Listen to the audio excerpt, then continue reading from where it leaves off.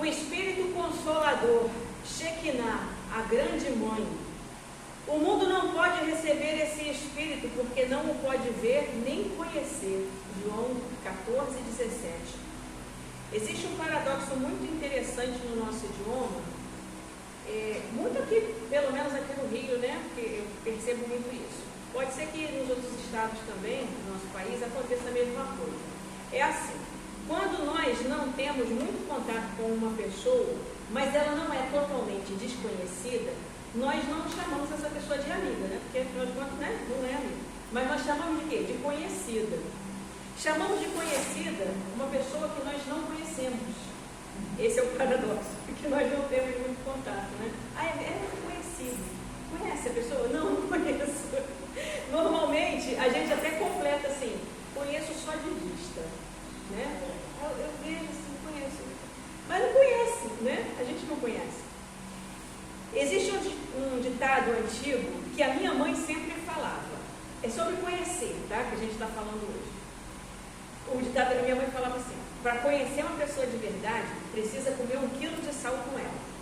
Aí eu, criança, ficava assim: meu Deus, comer 1 quilo de sal, isso deve ser horrível. Fica comendo sal, né?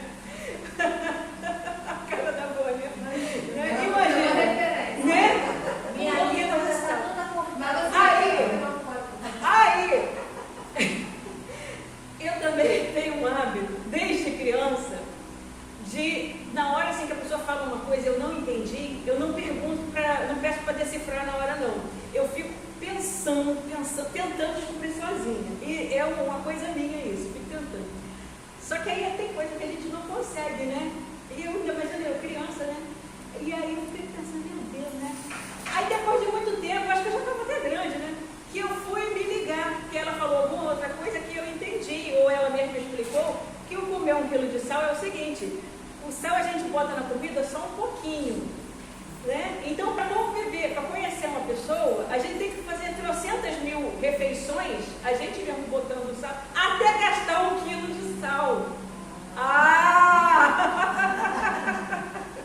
Ou seja, para conhecer alguém, a gente precisa conviver, né? Precisa ter convivência, intimidade, que aí a gente conhece a pessoa. E mesmo assim, acontece de nós termos surpresas ao longo da vida, né? Às vezes a gente vive com uma pessoa há 30 anos e um dia ela vai lá e faz alguma coisa que a gente não esperava. Porque nós somos seres imprevisíveis, por mais previsíveis que nós possamos ser. Por mais que a gente faça tudo igualzinho, sempre, tem uma hora que a gente vai sair do padrão e as pessoas vão se espantar, né? Porque eu pensava que eu conhecia fulano, não conhecia nada. Em algum momento da vida nós faremos alguma coisa fora do padrão que as pessoas não esperam que a gente faça. Para o bem ou para o mal, tá? Não é só coisa ruim, não. Às vezes é coisa boa mesmo. E a gente faz surpresa, né, nas outras pessoas pela nossa atitude.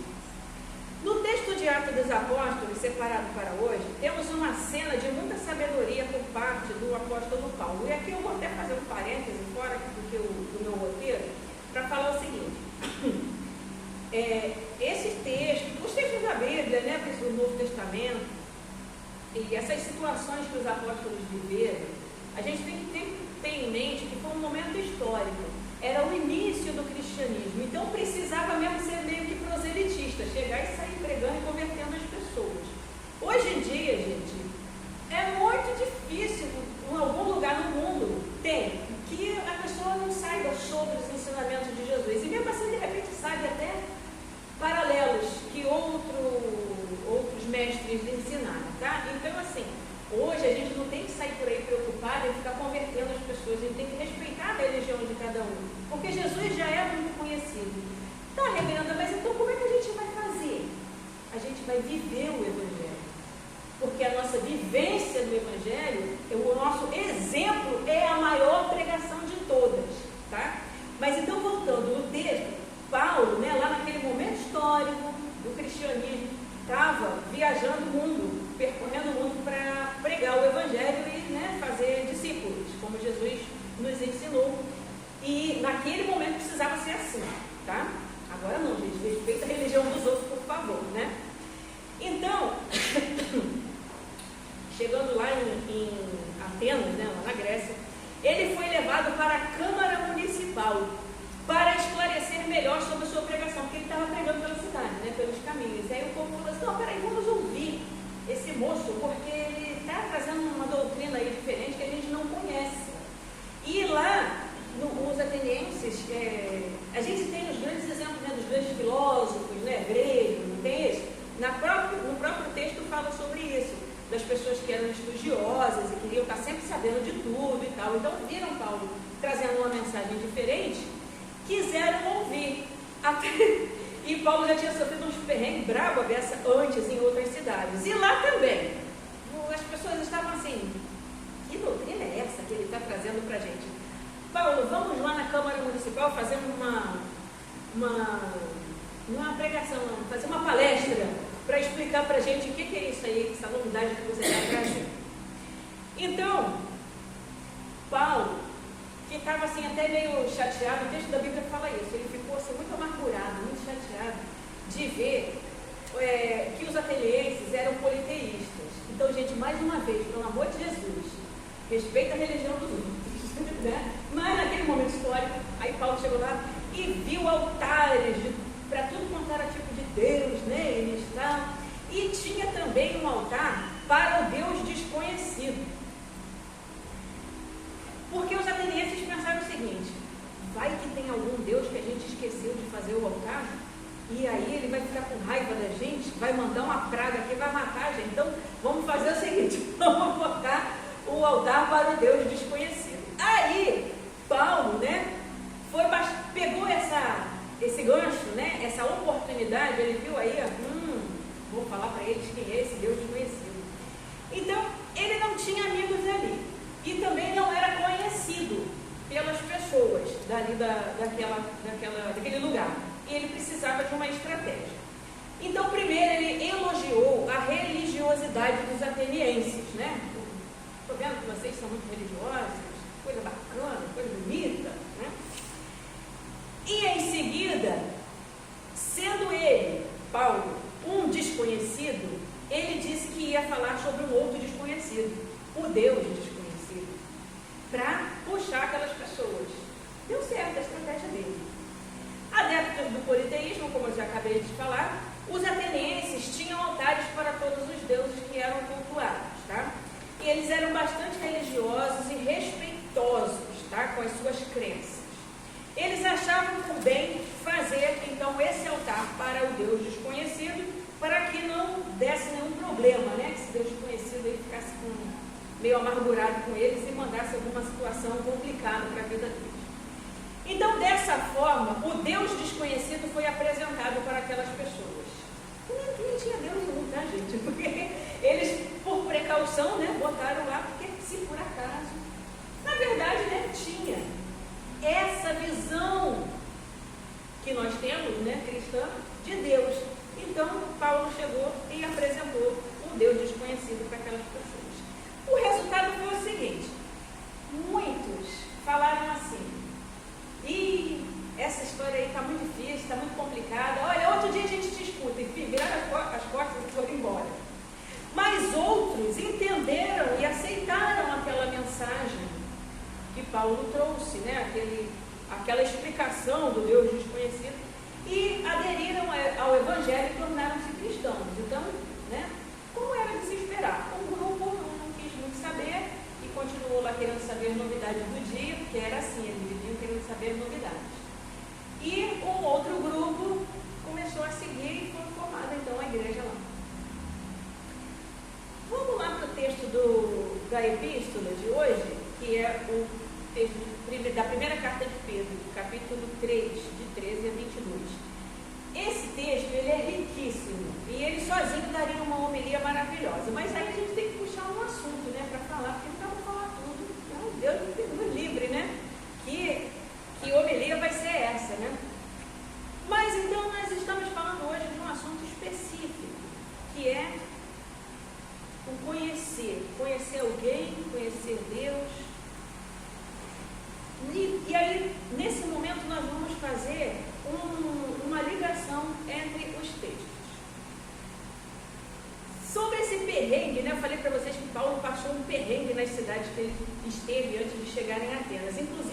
chegaram a contratar até marginais para dar uma coça nele. Em alguns lugares ele teve que sair corrido.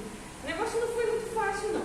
A gente falando assim e fazendo só um recorte, fica até muito bonitinho, né? Muito legal, a gente está entendendo, mas foi difícil, pode perguntar. Naquela época já tinha marginal? Tinha! Sempre teve. Não, e engraçado é o seguinte, a Bíblia que a gente usa na linguagem de hoje, Tinha esse nome, né? pega esse texto de Atos e lê ele para trás, o que vem antes. Fala assim, acho que aí, quando Paulo estava em Bereia. Aí juntaram algumas pessoas da malandragem, usa essa palavra, da malandragem para dar uma coça. Aí o pessoal que estava com Paulo pega ele e sai com ele correndo de lá daquela cidade. E ele vai parar em Atenas. Tá? Então, olha gente, não é fácil o negócio não, tá? O início do cristianismo foi difícil pra caramba. Tá? Hoje em dia tá molezinha pra gente aqui, né? Tem lugares ainda que o cristianismo é perseguido.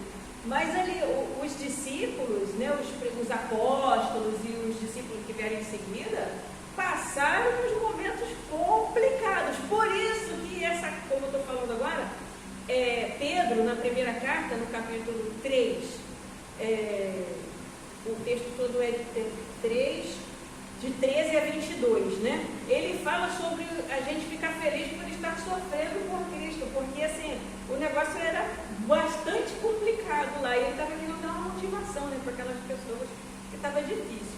E aí eu destaco desse texto os versículos 14, 15 e 16. Olha, como vocês serão felizes se tiverem de sofrer por fazer o que é certo. Sofrer porque está fazendo o que é certo, né? Não tenham medo de ninguém, nem fiquem preocupados. Tenham no coração de vocês respeito por Cristo e o tratem como o Senhor. Estejam sempre prontos para responder a qualquer pessoa que pedir que expliquem a esperança que vocês têm. Porém, façam isso com educação e respeito. Tenham sempre a consciência limpa. Assim, quando vocês forem insultados, os que falarem mal da boa conduta de vocês como seguidores de Cristo ficarão envergonhados. Está falando mal, mas aí o outro olha, mas a pessoa só faz o bem, só faz o que é certo, né? Então, isso aqui está dizendo exatamente o que Paulo fez, né? Estejam sempre prontos para responder qualquer pessoa que pedir que explique a esperança que vocês têm. E façam isso com respeito. Então, o que Paulo fez? Ele estava ali doído de ver um monte de altares, né, e tal, e as pessoas sem entendimento de Deus, o Criador. Mas ele não chegou lá cheio de empáfia, cheio de apontando o dedo para ele, seus pecadores, vocês vão tudo para o inferno, vocês são politeístas, cheios de Deus. Ele não fez isso. Ao contrário, ele elogiou a religiosidade daquelas pessoas e aproveitou aquela situação do Deus desconhecido para pregar o Evangelho. Então, olha, encaixa direitinho aqui nesse texto. E é o que a gente deve fazer. Trazendo para nossos dias, como eu falei, respeite a religião do outro e vivamos a nossa religião. Como? Fazendo o bem.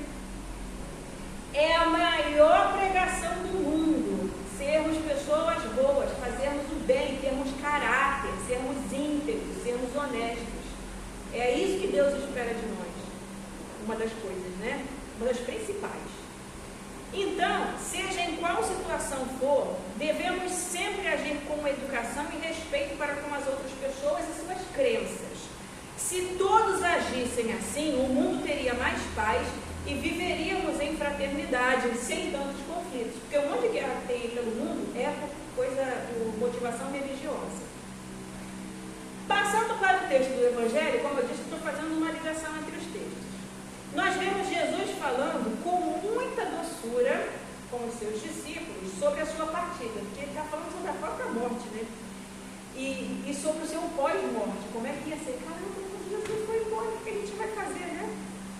Ele sabia o quanto aquelas pessoas ficariam tristes, desoladas, perdidas, sem rumo com a sua ausência. Ele então promete voltar e também enviar o Espírito Consolador para dar-lhes alento, coragem, para que eles não se sentissem órfãos. Interessante aqui fazermos um parêntese, né? uma outra coisa aqui que eu vou colocar fora.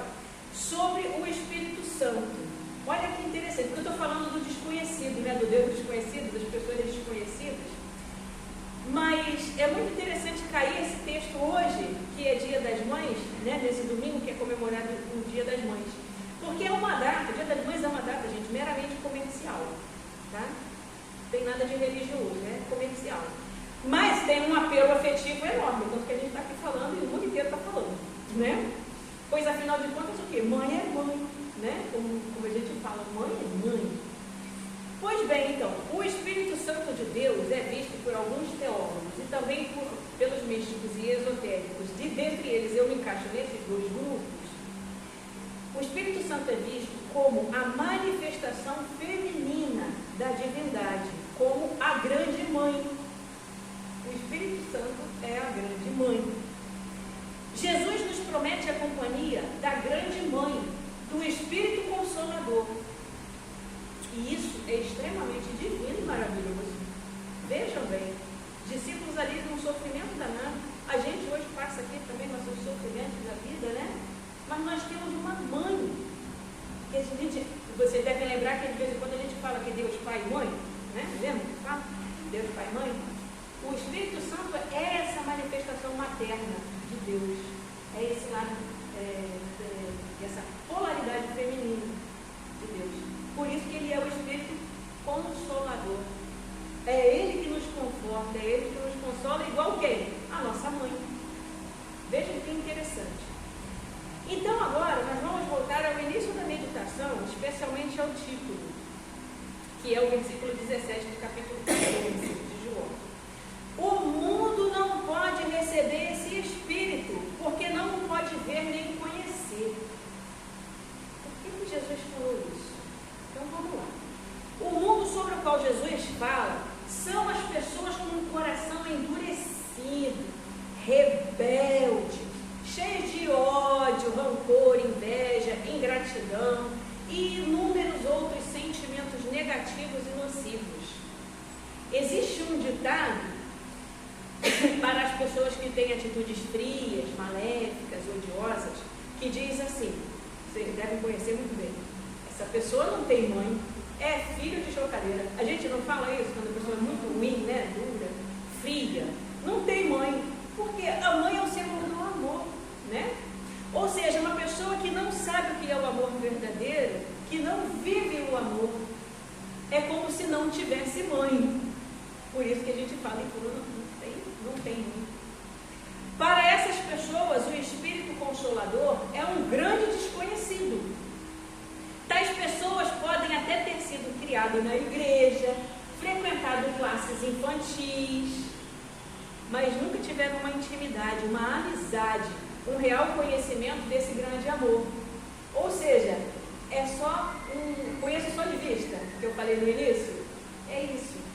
Está ali, dentro da igreja, criado, né? Mas conhece só de ouvir falar, só de vista.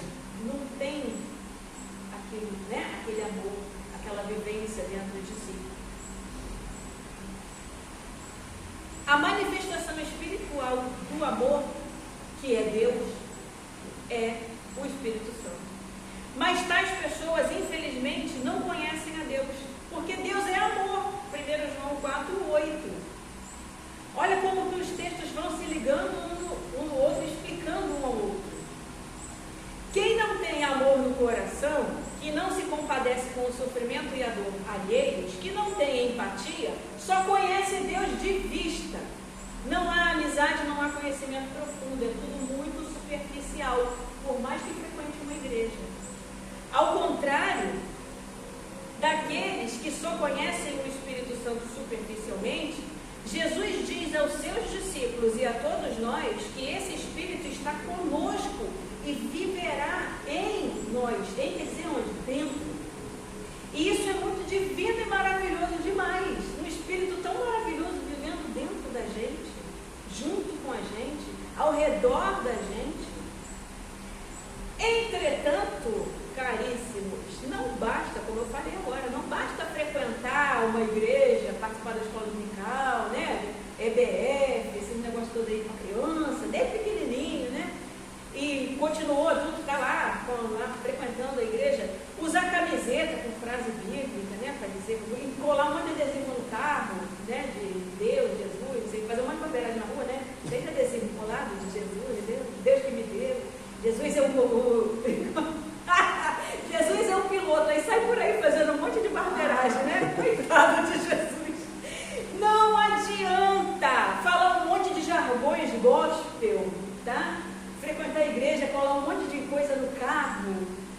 basta. Isso tudo nem é necessário. O grande segredo é amar a Deus acima de todas as coisas e ao nosso próximo como a nós mesmos. Mateus 22, 37 a 39. Jesus que falou isso, não sou eu. Porque aquele que ama é nascido de Deus, porque Deus é amor. 1 João 4, 7 e 8. Eu falo assim, eu boto os versículos para depois vocês conferirem, tá? Vai lá. Tá lá, não sou eu que estou falando, estou só trazendo uma mensagem que já foi falada. Então não adianta, se a gente não vive o Evangelho na nossa vida, no nosso dia a dia, na nossa palavra, nas nossas atitudes principalmente, a gente só conhece Deus de vista, só de ouvir falar. Por mais que a gente se ache muito crente, né? Resumindo, sem amor no coração, Deus, Jesus, Espírito Santo serão apenas nossos conhecidos. Alguém sobre quem nós já ouvimos falar, mas que não conhecemos absolutamente nada de mais profundo. É tudo muito raso. Isso é muito forte, isso é muito importante para a gente pensar. Será que eu conheço Deus mesmo, Jesus? Que eu vou na igreja todo domingo, que eu leio a Bíblia, será que eu vivo mesmo? Ou será que eu conheço Deus só de vista? Tem um monte assim, que não sejamos nenhum de nós. Que Deus Espírito Santo, Shekinah, a grande mãe, nos console, nos abençoe, nos abrace e nos mostre o caminho do amor. Amém.